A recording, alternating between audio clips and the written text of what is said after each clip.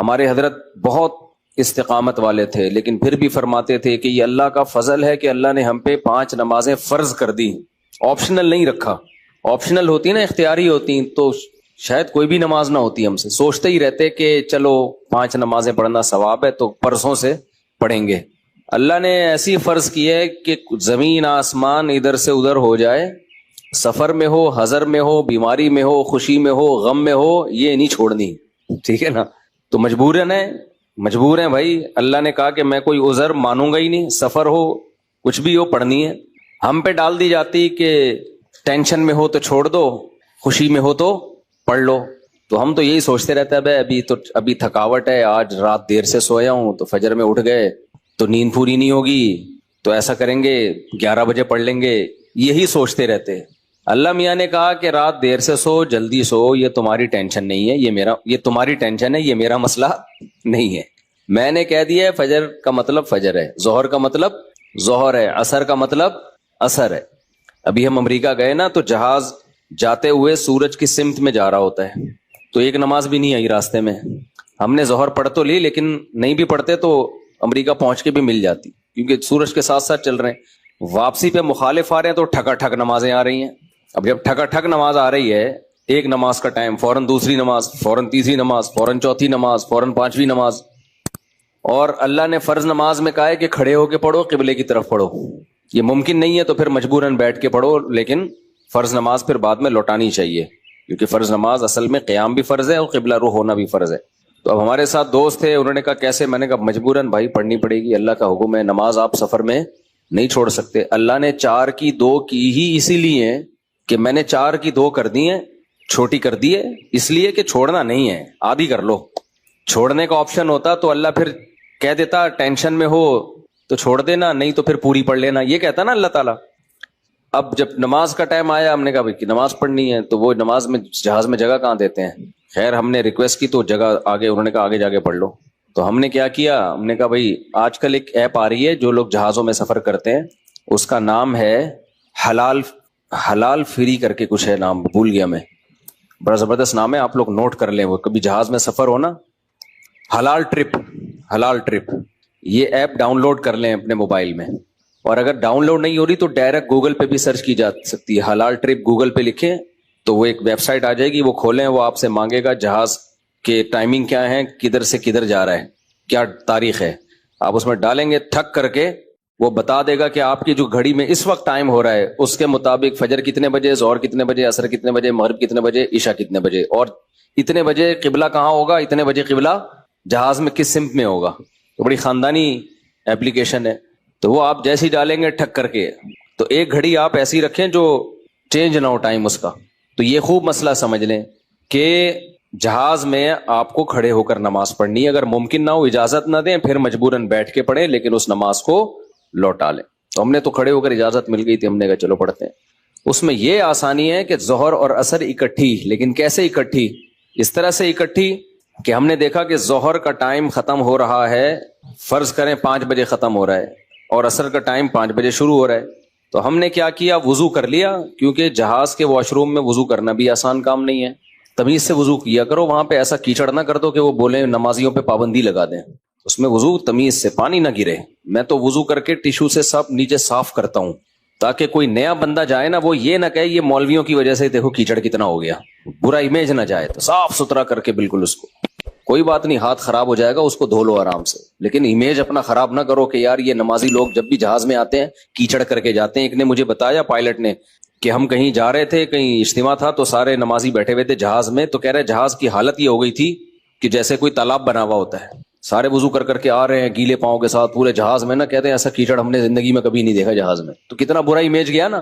تو اس لیے صفائی ستھرائی کر کے ان کو لگے کہ کوئی بات نہیں یار، اگر یہ وضو کر بھی لیتے ہیں تو واش روم میں ذرہ برابر بھی گندگی نہیں ہوتی، تو صاف ستھرا کر کے نکلو باہر۔ اس بیان ابھی شروع کروں گا، لیکن یہ بھی ضروری بات ہے کہ تاکہ جہازوں میں بھی نمازوں کا اہتمام کریں۔ اللہ کو نماز بہت زیادہ محبوب بھی ہے، اور اللہ کے ہاں جتنی ویلیو نماز کی ہے نا، اتنی کسی حکم کی نہیں ہے۔ اللہ نے نہیں چھوڑی ہے، میں نے دیکھا ہے لوگ جہازوں میں نمازیں گول کر رہے ہیں، ٹرینوں میں نمازیں گول کر رہے ہیں، شاپنگ میں نمازیں، ہو بھائی میدان جنگ میں اللہ کہہ رہا ہے، میدان جنگ میں کہ نہیں، اگر تم میدان جنگ میں کھڑے ہو کر پڑھ سکتے تو پیدل پڑھ لو, سواری پہ پڑھ لو.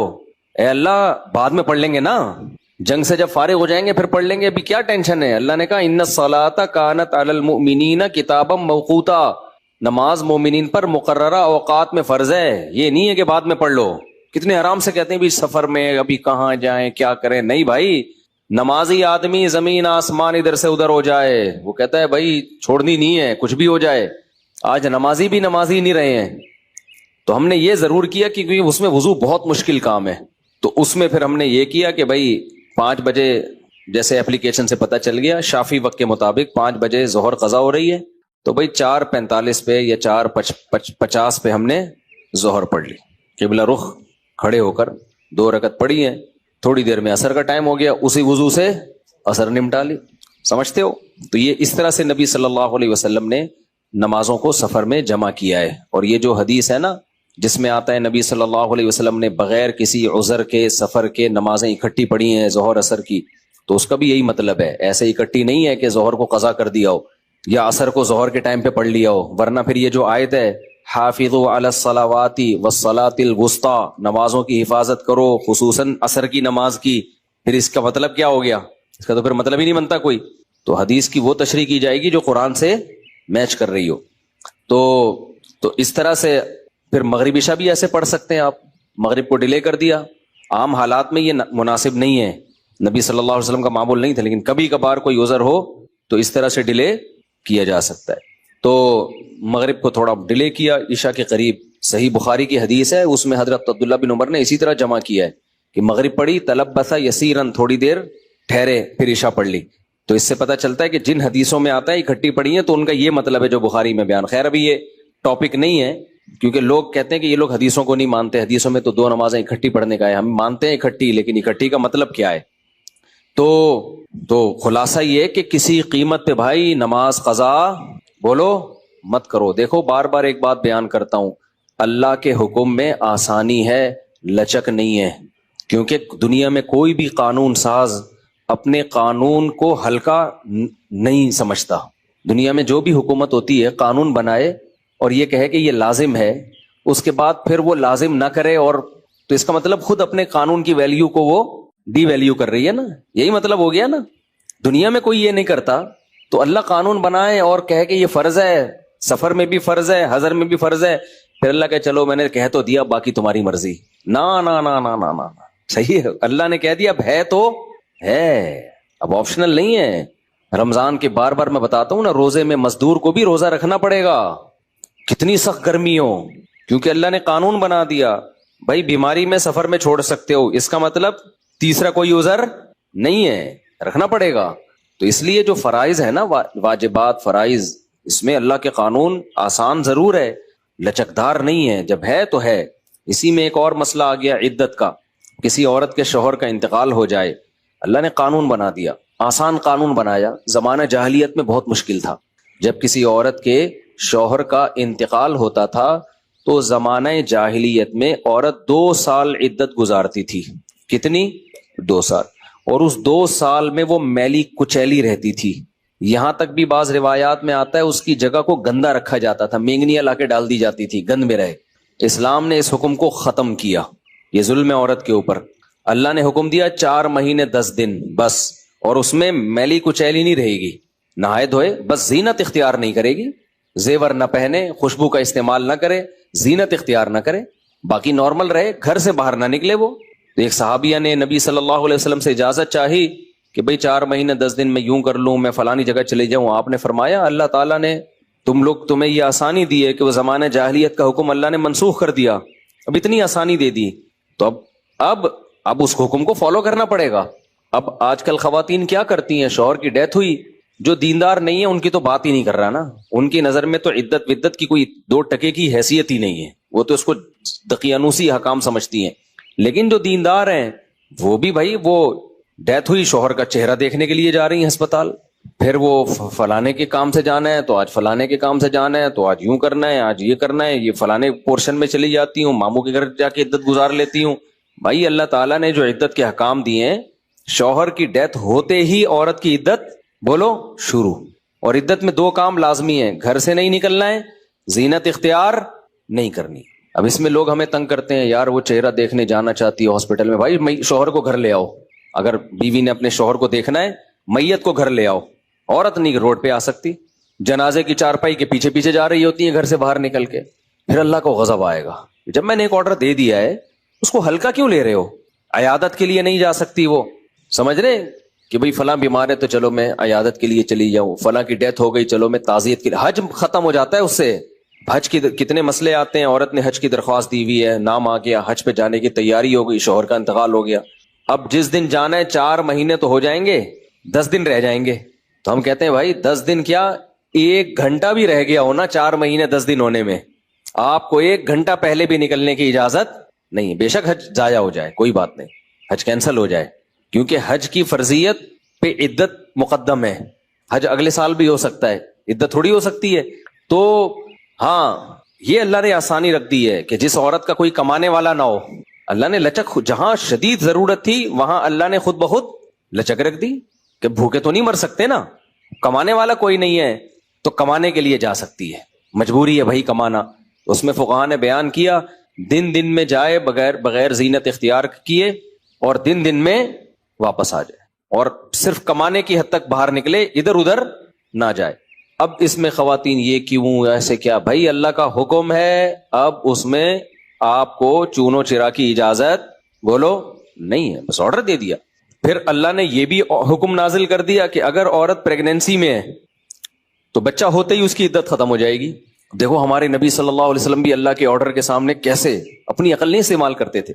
ایک صحابیہ کو حمل تھا، ان کے شوہر کی ڈیتھ ہوئی ہے اور ادھر بچہ پیدا ہو گیا، ادھر ڈیتھ ہوئی اور ادھر فوراً ہی. اب ان کو خیال ہوا بھائی اتنی جلدی تو عدت پوری نہیں ہوتی، تو کیا کرنا ہے؟ نبی نے سے مسئلہ پوچھا گیا، آپ نے فرمایا ختم. جب اللہ نے کہہ دیا وَأُولَاتُ الْأَحْمَالِ أَجَلُهُنَّ أَن يَضَعْنَ حَمْلَهُنَّ، کہ حمل والی عورت کی عدت یہ ہے کہ بچہ جن لے، تو بچہ جن دیا تو اللہ نے تو نہیں کہا کہ 1 سیکنڈ بعد جنے یا 1 سال کے بعد جنے. اللہ نے یہ کہا ہے اللہ نے قرآن میں. تو ہمارے نبی بھی اللہ کے حکم کو کیسے فالو کرتے تھے نا. اگر یہی بچہ پہلے پیدا ہو جاتا، پیدا ہوتے ہی شوہر کی موت ہو جاتی.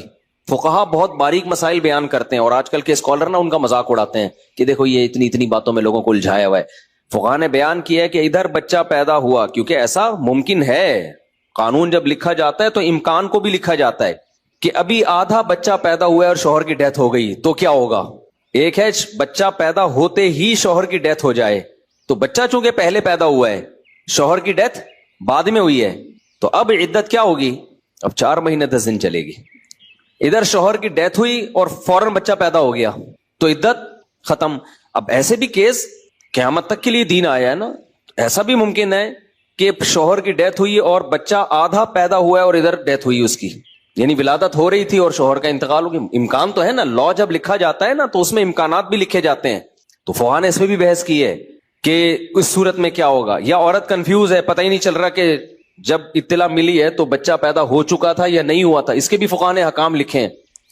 تو بہت باریکیوں میں جا کے، تاکہ آئندہ آنے والے لوگوں کو کنفیوژن نہ ہو. آپ کتاب میں جا کے دیکھو، ہر مسئلہ فقہا نے ڈسکشن کی ہے اور اس کو بیان کیا ہے.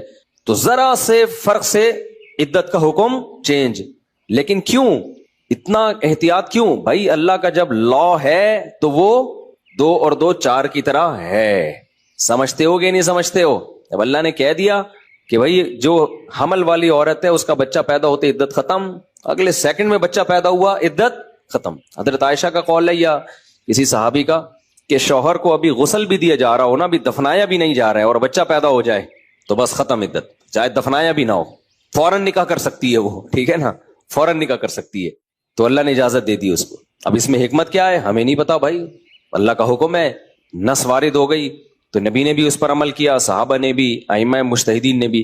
لیکن یہ نہیں ہے کہ جی 40 دن کی عدت، بعض 40 دن کی عدت منا رہی ہیں، بعض جو ہے وہ سفر کر رہی ہیں عدت کے دوران.